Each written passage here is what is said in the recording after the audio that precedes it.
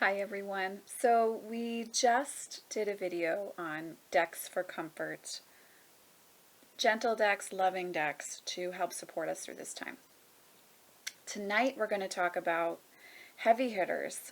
We're going to talk about decks that we might want to use through this process that are going to unflinchingly tell us the truth and demand we look at our shadow sides in this time. In the same way that sometimes it feels absolutely necessary to have a deck give us a loving message. We also, as the weeks are moving on, may feel like it's time and we're ready to hear maybe some answers that don't necessarily feel comforting but are truthful and can help us to kind of access, what's at the root of the wound. So I want to just express a little caveat here to this. Depending on where you are at emotionally, don't jump into working with a deck that's subversive or confronting too intensely. It's interesting because in the video that I made, kind of the flip side of this, the light side of this, if you will, someone had said that they only had the Lay Vampire Oracle on hand and they used that and it was really confronting for them. If you find that that ends up happening, I would encourage you to step away from the deck. If it's confronting in a way that doesn't feel safe, then take a step back from the deck. It's a message for you that it's not time to work at that level with a deck when something feels unsafe and kind of harrowing. So don't push it. Don't try to force yourself just because you feel like you should be doing some shadow work or it's time to get into that stuff. The body is going to let you know. Your body's going to let you know if you're ready and if it's time for you to step into that level of work. And if your body is screaming no to you, it's not the time to do that.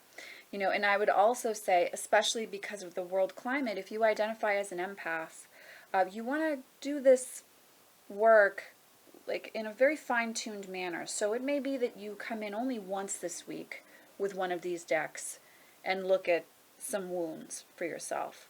And then you may choose to step back and let that whole week be only that spread or that card pull from the dark or left-hand side of the path. That's going to allow you to kind of marinate on the wisdom there and let it carry you through, as opposed to almost overdosing on shadow work at a time when, as if you identify as an empath, you might be feeling on overload from the level of fear and anxiety that so many people at a planetary level here are feeling. So I want to encourage you to take your time with this. This isn't about getting super excited and taking all these decks and going on a joyride with them. This is about, using this as a tool, a very effective tool, but using it in almost like a surgeon, being very concise and clear and very pointed with your use of these decks. That's going to allow this to be a positive for you and not something that becomes overwhelming that you then need to do a lot of, maybe energy work or self-care around coming back to a sense of feeling safe at this time. That being said, you all know that I love these decks. I think that working with the shadow and the left-hand path is essential for my own personal practice, and it's something that I share with clients and with those of you on the channel over many years now as something that's very important and necessary on the path. So I'm going to talk about a couple oracle, I think it's more like a couple tarot decks and a couple oracle decks here that you might find effective at this time if you are feeling ready to step into some shadow work, or if you're ready for a heavy hitter, if you're just ready to hear some truths in your life. So I believe I will start with the tarot decks. I'm going to start by talking about the True Black Tarot because I know that this deck may be out of a lot of people's price range, so I'm just going to get this deck done first and then move you through into the other deck options for this, because we do have some reasonably priced decks here, depending on what your budget is. And I'm just going to show you images from the deck while I talk as usual. So the True Black Tarot, the images themselves with the very pointed and carefully crafted use of color really help you to get down right into the heart of the matter. This is a deck that is going to go right into the wound, or right into the area where you're feeling confused, or you need clarity in your life. This deck is going to do that. It's going to be sweet. No, I'm sorry, not sweet. Sometimes sweet. It's going to be powerful, impactful, and boom. So, I want you to, when you use this, if you choose to use this, I'm saying I want you to, I don't know why, but if you choose to use this deck for this type of work, you know, as one of the heavy hitters at this time for yourself, really allow it to give you the clarity that you need, and then sit with that understanding and that awareness. Sit with it and let it, like, see the use of the red and the white here? Sit with it and let it kind of permeate, or percolate, if you'd prefer to use that word. It's going to make a big difference for you. You know, allow yourself to do journaling around a small amount of cards, or maybe even just one card from this deck. But really give yourself time to digest the wisdom from this one, because she is going to in a very sometimes merciless but like beautiful way, she's going to deliver the wisdom that you need to know at this time. So whether this is why this is happening, or areas in, you know, within yourself or in your life that you would like to see shift, you know, as we move out of this experience, this is a deck that's going to give you the clarity on that, and it's going to be delivered almost without emotion, although there is emotion there, but it's also about that boom, like, you got to look at this piece. So this is one that you can really, in my experience anyhow, access that level with. All right. I'm putting Marielle on this list. I love the Marielle Tarot. I have loved her for a very long time now. She has made it through a lot with me on a personal level, and because of Marie White's lack of fear for bringing in the biblical aspect of occult wisdom, you can really access the collective through this deck in a way that is very fascinating for me. And so at this time, this is a deck that you can sink your teeth into. Whereas, like, if the True Black is like the scalpel that we would use to open the wound, the Marielle is like, like removing the infection from the wound. And so that's going to get into those like tricky things, and I'm sorry, there is nudity in this deck, I forgot to say that. That's going to get us into the, you know, those kind of tricky places, and really encourage us to kind of move around in there and like, all right, like, did we get everything out? And like, what is in this exactly? So Marielle is really going to help you to do that. And if you notice the use of these colors, like you've got black, white, gold, and red in the True Black, and then with Marielle we've got these predominant colors of black and red and blues, and then that intensity of the yellow and the ochre comes in. Those type of colors can also really help us to like offer ourselves or give ourselves the gift of clarity. The contrast of that can make a big difference at an intuitive level for the mind. So this is also a great deck for that reason as well. So this is the Marielle. And then of course I'm going to show you the Tarot of Vampires. I really encourage, this is like the one I would say, meditate with this, journey with these images, and use the guidebook to its full right now. That guidebook is going to help you access that shadow stuff in a really powerful way, and do work to bring those things up to be released. So Tarot of Vampires, I would encourage you to use if you're looking for some heavy hitters right now, if you're ready to do some deep work, if you're ready to do some work around childhood issues, or why you can't access your purpose, or why you feel lost right now, or why you can't release the level of fear and anxiety that you may be experiencing. This is definitely a deck that's going to access those things. It's going to help you to access those things. So again, this is Tarot Vampires by Ian Daniels. As you all know, this is my favorite tarot deck of all time. I'm going to add one more. So I actually have 4 tarot decks. And I'm not even going to attempt to say this because I butchered it in the last video. It's this deck, guys.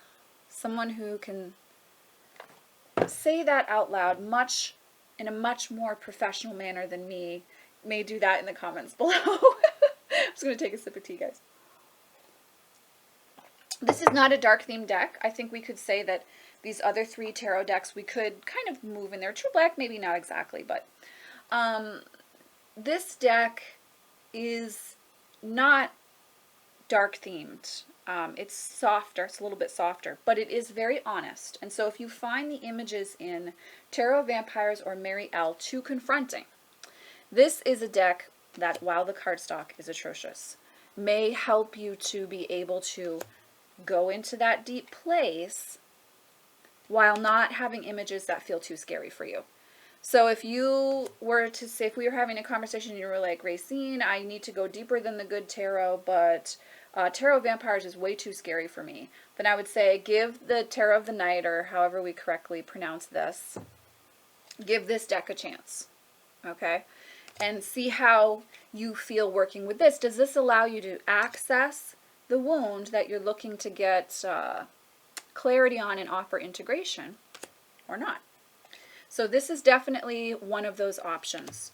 Not quite as confronting as far as artwork goes, but still able to take you to that place, again, in my opinion. All right, so from there, we're going to move now into oracle decks that you can use for this work. Now, oracle decks are wonderful ways to do deeper work. Wonderful ways. They're wonderful divination tools, but also they offer a really great way to do some of that deeper meditative work. And I was on the fence about putting the Isis Oracle in here because I do think that she's really, really powerful. But I think she rides the line between the light and the dark really beautifully, and so she would be an in-between deck if you're in that place. I would offer her. If you're looking to do this deeper work, I kind of wanted to offer you decks that are going to be a little more confronting. So the first thing I'm going to say is the Le Vampire Oracle. Just as that one of my viewers commented in the other video, this is definitely a deck that's not going to let you off the hook. It is not sweet and, you know, clouds and fairies. It's very honest. It can be very uncomfortable, and it's really going to tell you the truth. It's really going to tell you the truth. So this is one that, and I would say if you're doing deeper work, then you may really want to pull the guidebook in on this one too, because Lucy has written a beautiful guidebook for this. Not my most favorite Lucy guidebook, but it's a very good one. And it can help you kind of look at some things that you might be kind of trying to avoid because you don't want to go there. This deck is going to offer you like a, we can't really avoid that one. We got to look at this, sweetie. So this is the Le Vampire Oracle. And I think it's really powerful for that. Alice the Wonderland Oracle, for me, takes that deck to the next level.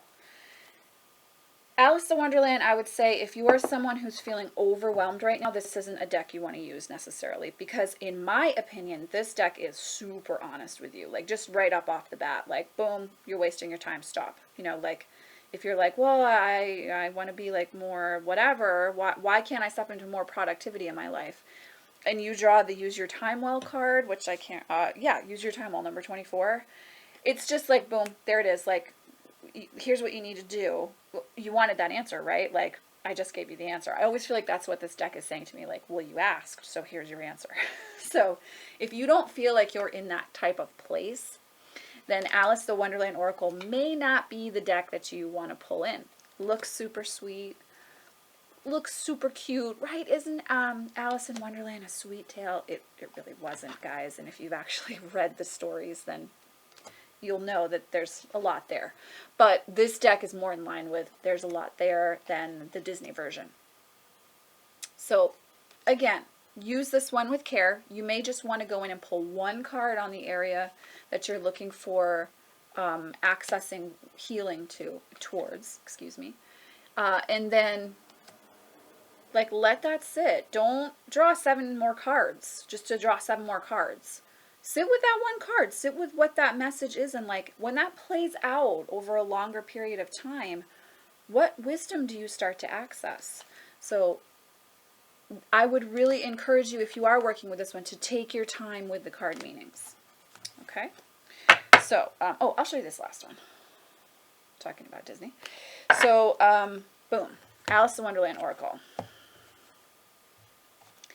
Now I'm going to say this next deck's name wrong.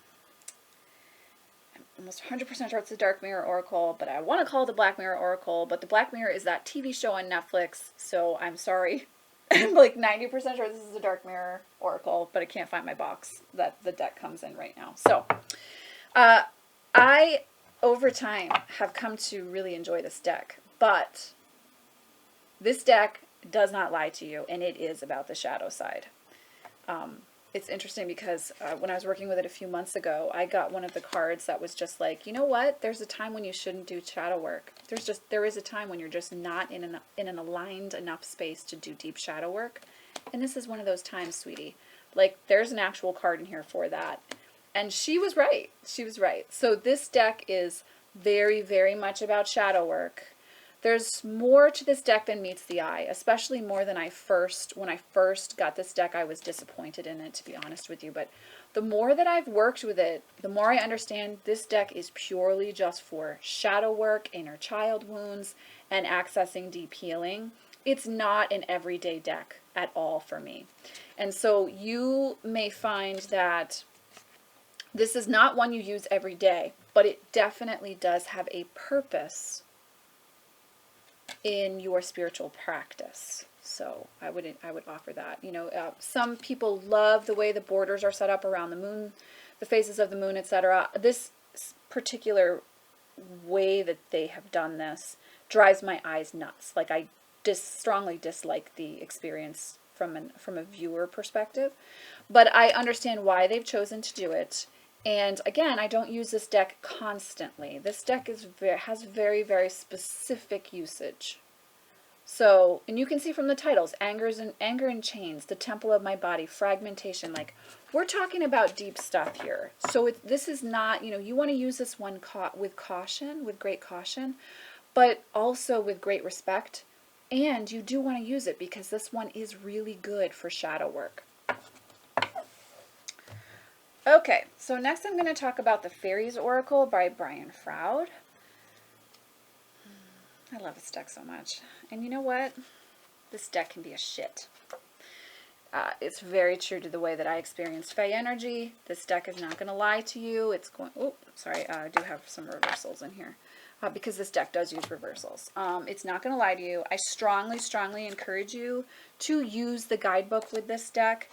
Some of you may know from videos over the years and viewer requests, etc., that I have lost this deck 3 or 4 times in my life. This deck just walks away from me when they want to break, they walk away.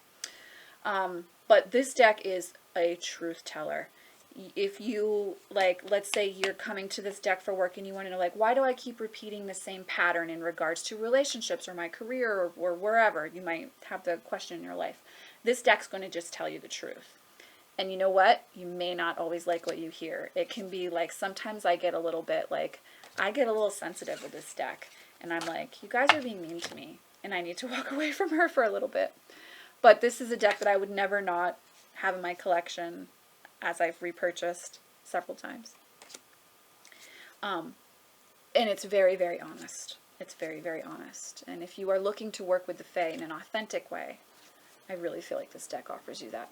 So this is the Fairies Oracle. There is also the Heart of Fairies Oracle, which is just as truthful, but that feels a little more, no, that's not really gentle.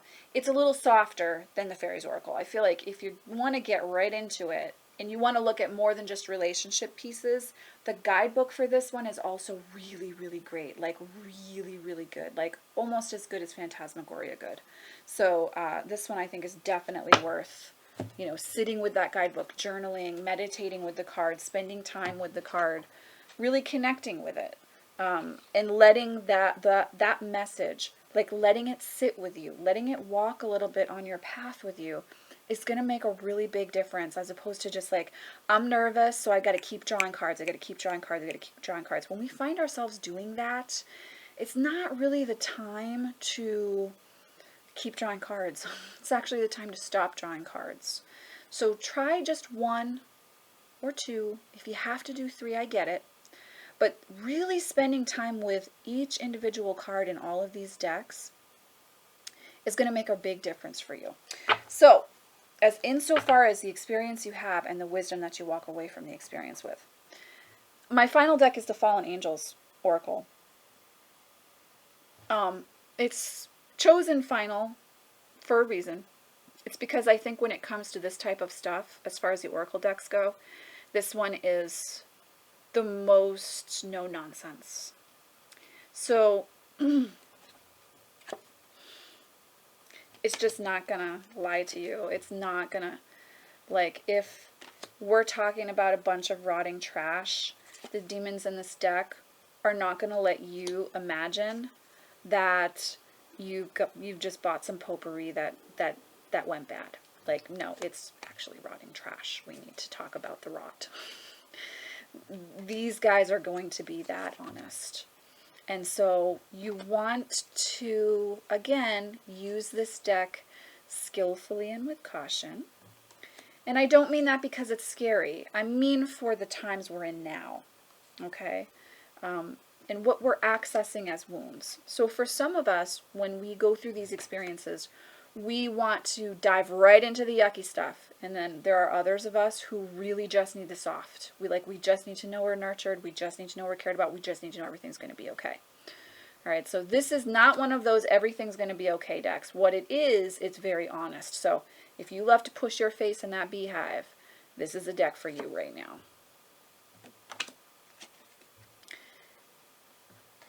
I have had some real, to steal the phrase from other people, come to Jesus moments with this deck.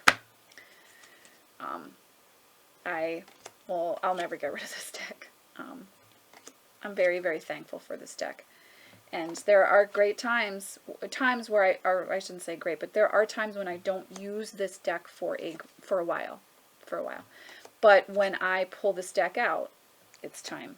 And it was interesting because right after I finished making that video on nurturing, I knew that I had to pull this deck out, and I was like, oh, something is shifting here, because now I'm moving into more of the brutal honesty than how can I feel safe right now. So that's the Fallen Angels Oracle by Nigel Suckley, I believe. And I know it was out of print, but then they were going to reprint it, but I don't know if they did or not. So that's my list for heavy hitters at this time. If you're looking for unabashed, ass-kicking truth, these decks will get you there. I am, as always, sending you much love and many blessings, my dears. I will see you in the next video.